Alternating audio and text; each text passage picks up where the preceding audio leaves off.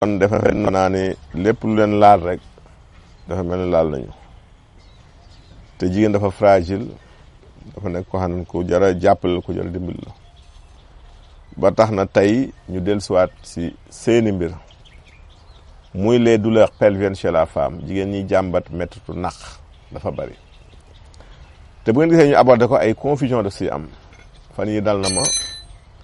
mu am benn ndaw suñ doon faj bu jóge woon Touba Mbacké fekk mu amoon dystrophie ovarienne bi ñu ko defalee traitement ab diir maanaam diiru ñaar ba ñetti weer mu ñëwaat rendez-vous ñëw ne ma daal presque toog naa 1 mois et demi gisuma sama rayu ma ne ko man waaw ma ne ko mais ndax seet nañ la man moo dama ne def la ñu visite simple rek ne ma ëmbaloo quoi ma ne ko déet def nga test de grossesse ma déedéet ma ne ko demal def far yàlla def comme heure boobu naajo na mënatu ko woon def ma ne ko demal nga def benn échographie nga dil ma ko bi mu defee écho rek ndekete grossesse la amoon na déjà 6 semaines ma ne ko gis nga bu ma la joxoon garab mën na perturbation te mi ngi doon commencé di jàmbat ay béttitu naq kon ëmb dafay commencé noonu dafay indi aussi ànd ak retard règle kon saa yoo amee biir buy metti ànd ak règle yu tardé jàppal ni mën na nekk ëmb kon bala ngay def dara wala ngay wut looy jël naan ak looy def ne vérifier defal test de grossesse ndax bu dee ëmb bu bees buy soog commencé écho mën na ko bañ a feeñal mais test mën na ko génn bu xawee am ab diir écho da koy daal di wone kon ñaar yooyu na la permettre nga xam lan mooy metti biir bi su ànd ak ay perte aussi wala kanam buy xasan mën na nekk une infection génitale muy les infections sexuellement transmissibles kon feebaru sëy yooyu dinay bokk si liy metti naq aussi beneen bi mooy donc ñu boole si aussi ni bu dee ëmb bi la dina ànd ak aussi retardu règle beneen bi mooy calcul mën na ko def mën nga am ay calcul si poftan bi muy lu mel ne ay doñ xorom yu fay nekk mën na nekk si urètre bi su ko defee booy gaanuwaay wala dara mën na métti léeg-léeg mu métti sax te sawloo kon loolu jar na bàyyi xel mën na nekk aussi kuy waaj a gis règle am na ñoo xam bu ñuy waaj a gis règle dañuy am méttitu biir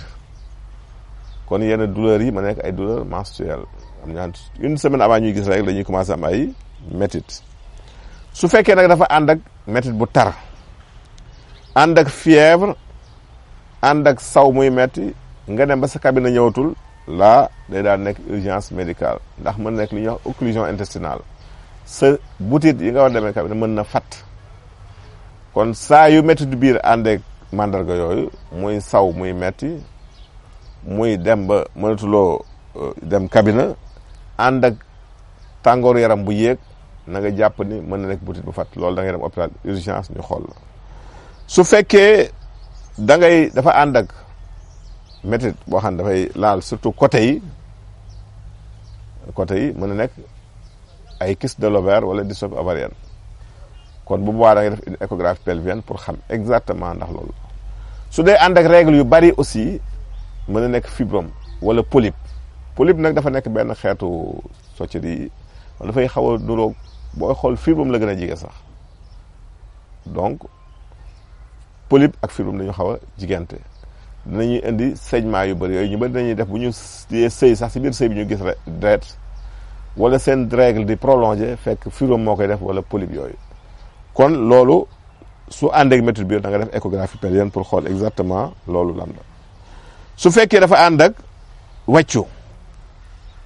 wala di saw deret wala aussi nga am jafe-jafe pour noyyi loolu moom urgence lay doon fokk nga jige hôpital ndax mën na nekk li ñuy wax perforation intestinale butit mën na bënn kon saa yoo demee ba di am jafe-jafe noonu mu ànd ak weccu métit biir bi na nga xam ni loolu mën na nekk li ñuy wax occlusion perforation intestinale kon wàllu métit biir dafa doy waar bu nit ñëwee rek sama biir day métti nga ni ko jëlee garab sàngam wóorul ndax nit mën naa métti biiram mën naa métti fekk kyste ko def nit biiram dina métti fekk fibrome ko def nit biiram na métti fekk polype ko def nit biiram di métti fekk dafa ëmb wala règle yay jigee wala leneen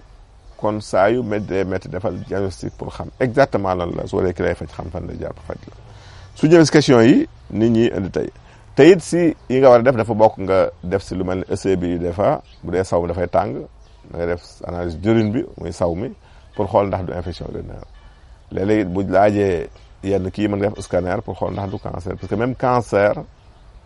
mën na indi méttitu naq boobu kon loolu ñu bàyyi si xel bu baax su ñëwee si question yi nit ñi indi tey kii def ni mi ngi may ñaanal gudd fan ak wér jërëjëf ñu bokk ko mais daf ni moom daal saa yu yeewoo suba gi day gis tubéyam tooy moom daal du tëbal muy daal laaj ndax loolu normal la waaw loolu moom normalul waaw tubéy moom di tooy dama xamul nag si ban façon tooyin la ndax nit mën na tubéy mën na tooy fekk dafa tuur ndox si guddi gi nit tubéy mën na tooy fekk maniw moo génn fokk ñu xam aussi ban la si ñaar yooyu mais bu mu si mën a doon rek normalul waaw tuur ndox daal même buy rëcc di ñëw it war naa nekk lu sore mais buy ñëw chaque guddi rek dañuy jàpp ne feebar la war na dem hôpital ñu xool ko ba xam exactement lan la ñaareel bi mooy kii def ne afa am benn ñeesam benn xam naa jarbaat la bëgg a wax boo xamante ne daal du yëg dara buy ànd ak àllaajeem muy laaj daal loolu lu koy sabab waaw loolu moom lu koy sabab bari na ndax bu fekkee bi ngay njëkk a jox sa borom kër sëy bi dafa metti woon nga sañee lu bari mën naa andi problème boobu boo amoon aussi ay soccet ñu dagg ko mën naa andi ñàkk yëg bànneex su fekkee aussi dañ fa xarafaloon mën na ko andi boo amee yenn infection à répétition yi bu yàgg mën na ko andi boo amee yenn hémorroïdes yu yàgg yi te fajuloo ko mën na ko andi kon li koy sabab dafa bari li gën daal mooy dem consultation ñu xool exactement fan la mbir bi nekk bu dee lu mën a am solution ñu si solution ñu ngi leen